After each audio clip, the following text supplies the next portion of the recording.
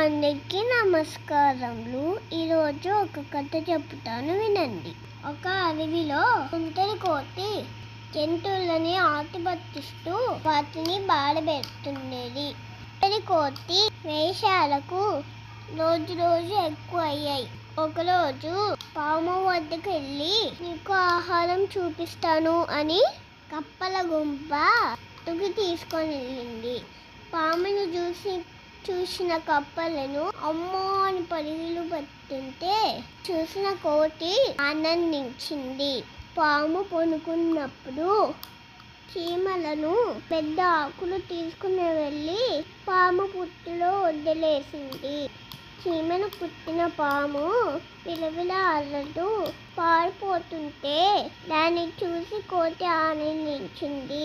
జింకలను అనవసరంగా భయపెట్టి పరుగులు పెట్టిస్తూ గాడిద కళ్ళల్లో మట్టి కొట్టి హింసించేది.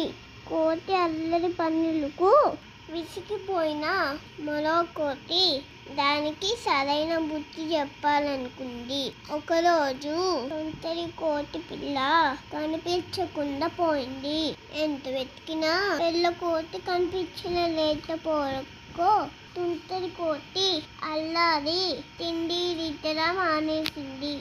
అప్పుడు మంచు కోతి తుంటరి కోతి పిల్లను కొని వస్తుంది. దాన్ని చూసిన వెంటనే ఆ తుంటరి కోతి ప్రేమతో గుండెలను హగ్ చేసుకొని పిల్ల కోతి ఎక్కడ కనిపించింది అడగగానే నేనే దాచిపెట్టాను అని మంచు కోతి చెప్పింది.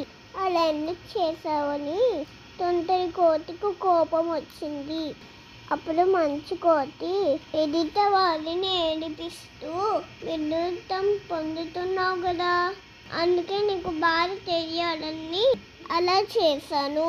దీంతో తుంటరి కోతికి బుద్ధి వచ్చి అప్పటి నుంచి బుద్ధగా ఉంది. ఈ కథ వల్ల మీకు ఏమర్థమైంది? వారితో వీలైతే సహాయం చేయాలి, అంతేకాని వారిని బాధ పెడుతూ ఆనందించకూడదు.